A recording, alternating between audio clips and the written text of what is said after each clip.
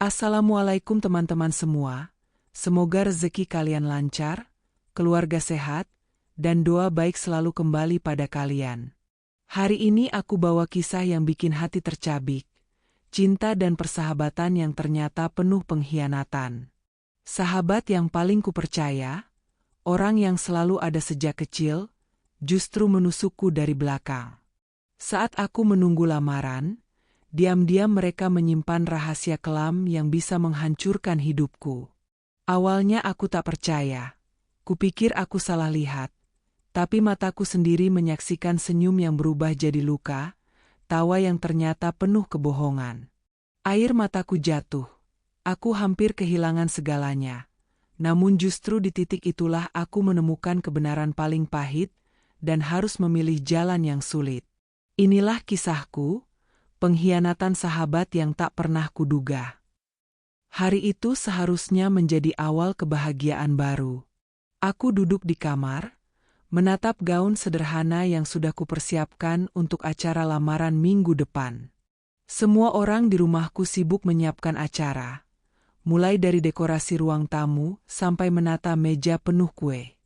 Aku tersenyum, mencoba meyakinkan diri bahwa aku pantas mendapat semua ini setelah bertahun-tahun menunggu. Dimas, lelaki yang kucintai sejak kuliah, akhirnya berani melamarku secara resmi. Namun, entah kenapa, sejak pagi aku merasa jantungku berdetak lebih cepat dari biasanya, bukan karena bahagia, melainkan karena gelisah yang tidak bisa kusebutkan alasannya.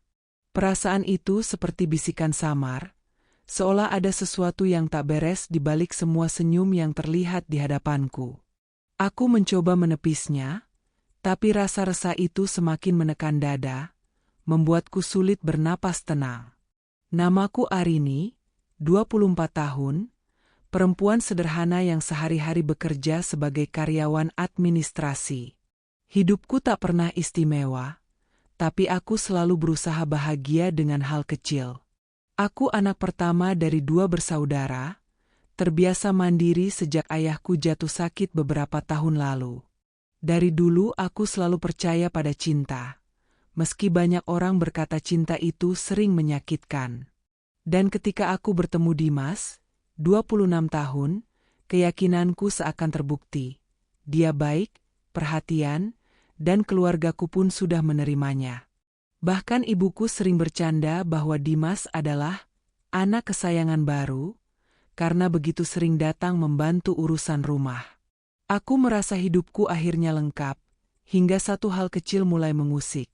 Kebiasaannya yang terlalu sering sibuk dengan ponsel dan meninggalkan rumah larut malam dengan alasan pekerjaan. Awalnya, aku tak pernah mencurigai apapun. Aku percaya hubungan dibangun dari rasa saling yakin. Namun, perlahan, hal-hal kecil mulai terasa janggal. Dimas kadang menghindar ketika aku bertanya detail soal pekerjaannya, bahkan pernah marah ketika tanpa sengaja aku menyentuh ponselnya. Privasi, katanya singkat, lalu tersenyum menutup topik. Aku mencoba menenangkan diri, meyakinkan bahwa semua itu hanya pikiran burukku saja. Namun, rasa curiga itu semakin tumbuh, apalagi ketika aku mulai melihat nama Dina muncul beberapa kali di layar ponselnya. Dina bukan orang asing bagiku. Dia sahabatku sejak SMA, perempuan yang selalu ada di sampingku saat aku jatuh, menangis, atau bahkan saat aku pertama kali mengenal Dimas. Mustahil, pikirku waktu itu. Dina terlalu berharga bagiku untuk melakukan hal yang menyakitkan. Hingga suatu malam, saat Dimas mampir ke rumah dan tanpa sengaja meninggalkan ponselnya di ruang tamu, semuanya berubah.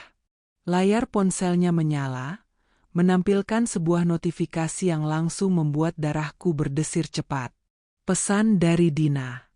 Hanya satu kalimat singkat, tapi cukup membuatku terdiam membeku. Jangan lupa janji kita besok. Semoga dia tidak tahu apa-apa. Tanganku bergetar saat membaca pesan itu. Siapa dia yang dimaksud? Dan janji apa yang mereka rahasiakan dariku? Seluruh tubuhku dingin, seakan udara di ruangan itu mendadak hilang. Aku menggenggam ponsel itu begitu erat, mencoba menolak pikiran buruk yang mulai menyerang, tapi semakin kutepis, semakin jelas bayangan buruk menari-nari di kepalaku.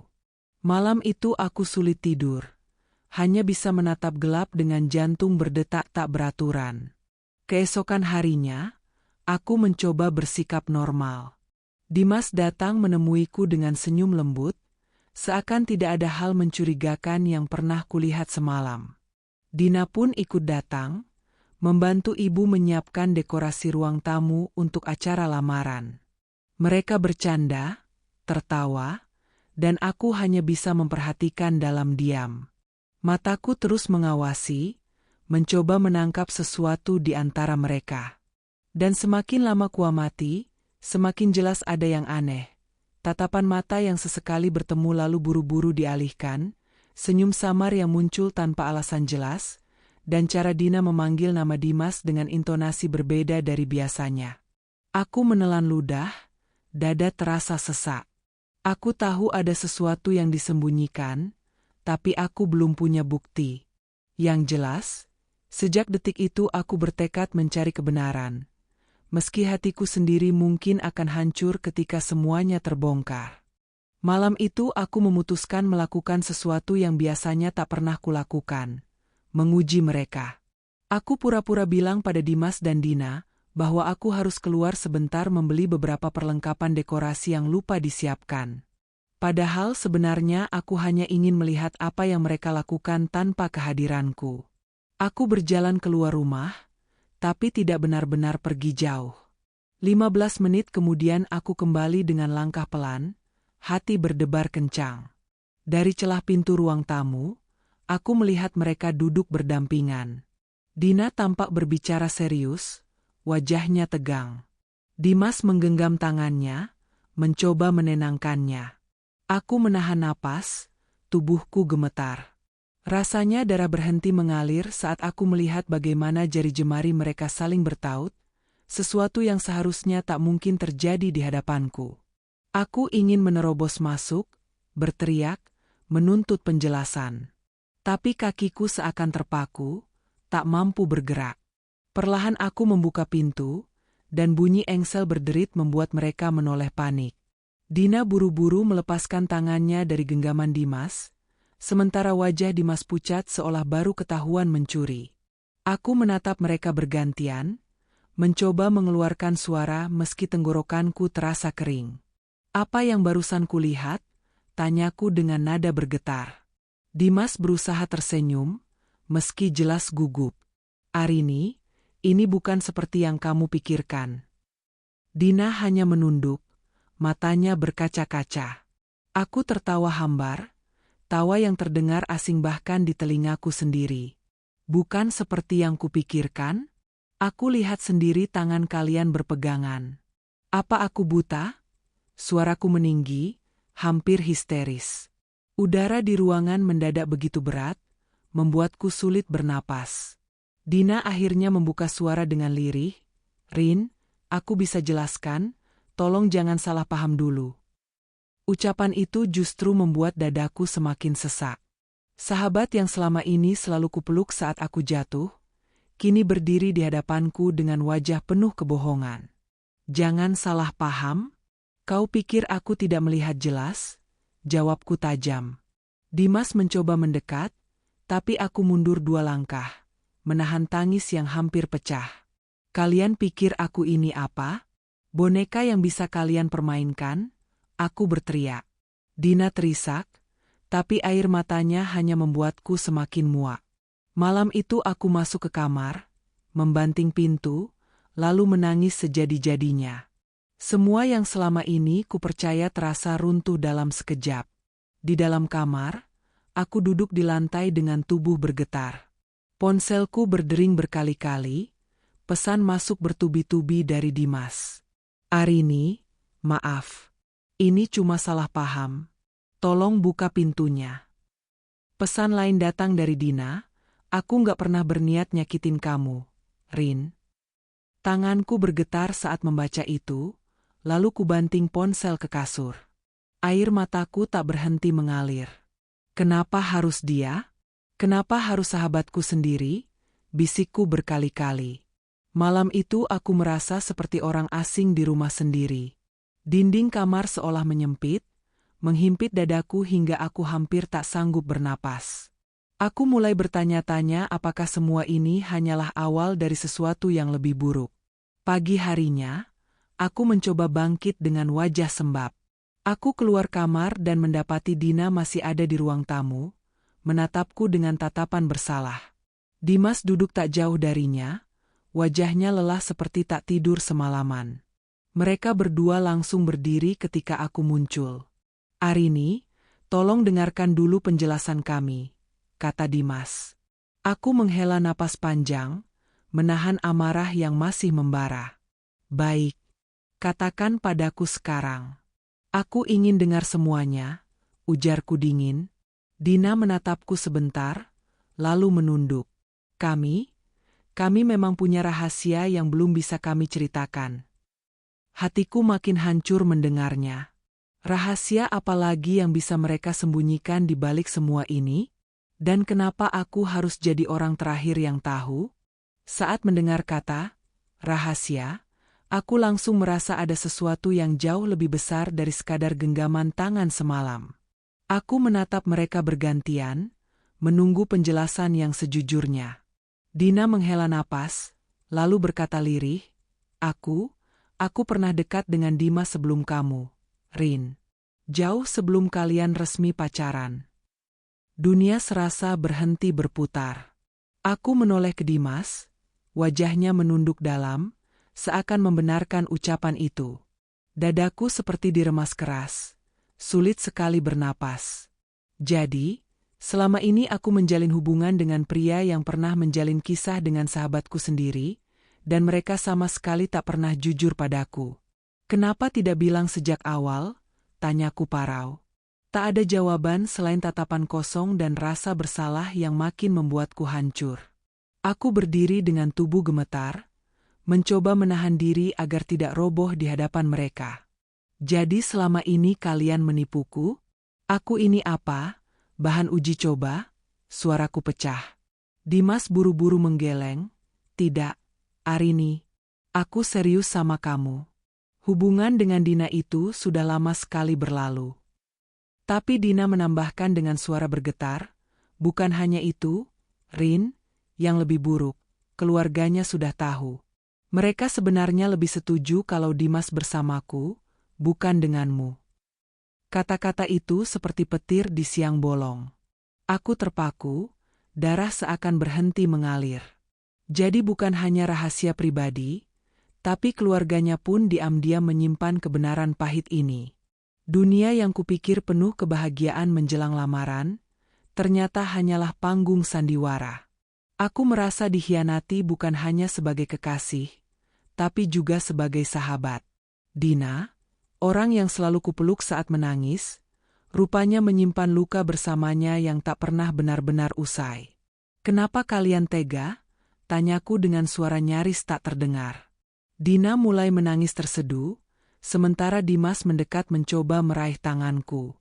Aku menepisnya kasar. "Jangan sentuh aku," teriakku. Amarah dan sakit hati bercampur jadi satu, membakar setiap saraf dalam tubuhku. Aku ingin lari, tapi sekaligus ingin tahu lebih banyak. Aku ingin mereka merasakan sakit yang sama, tapi tubuhku terasa terlalu lemah. Hanya air mata yang terus mengalir, membanjiri pipi tanpa henti. Malam itu aku merasa kehilangan segalanya dalam satu waktu. Keesokan harinya aku mencoba menguatkan diri. Aku tidak bisa terus-menerus menangis tanpa tahu apa langkah selanjutnya. Aku mencari tahu sendiri, bertanya kepada salah satu teman lama kuliah yang dulu sering melihat interaksi Dimas dan Dina. Dan jawaban yang kudapat justru menambah luka. Iya, dulu mereka memang pacaran, bahkan cukup serius.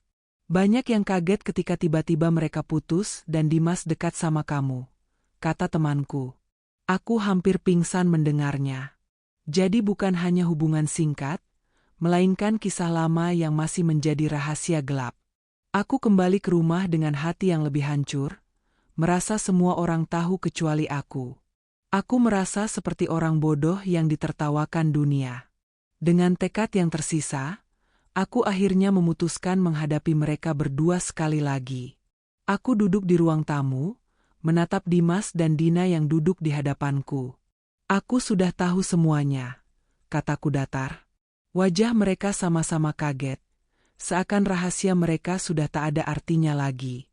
Aku ingin mendengar langsung dari kalian. Apa sebenarnya tujuan kalian? Tanyaku.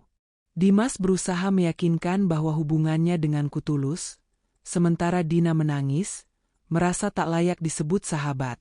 Aku terdiam lama, lalu berkata, kalau kalian pikir aku akan tetap diam, kalian salah. Aku berhak menentukan jalanku sendiri. Tapi saat hendak pergi, Dimas tiba-tiba berlutut, memohon agar aku tetap bersamanya. Aku ingin percaya, tapi hatiku sudah terlalu hancur untuk menerima. Dan begitulah akhirnya, teman-teman, kisah yang penuh luka, air mata, dan kebenaran pahit yang akhirnya harus kuhadapi sendiri. Dari sini aku belajar, tidak semua senyum itu tulus, dan tidak semua orang yang kita anggap sahabat benar-benar setia. Tapi percayalah, ketika pintu pengkhianatan terbuka, selalu ada jalan lain menuju kekuatan dan kebahagiaan baru. Semoga kisah ini jadi pelajaran berharga untuk kita semua, agar lebih berhati-hati menjaga hati dan kepercayaan. Terima kasih sudah menonton sampai akhir. Semoga kalian selalu diberikan kesehatan, kebahagiaan, dan rezeki yang berlimpah. Jangan lupa untuk terus dukung channel ini dengan cara subscribe, like, dan share video ini ke teman-teman kalian, agar semakin banyak yang bisa belajar dari kisah nyata penuh hikmah. Sampai jumpa di cerita berikutnya.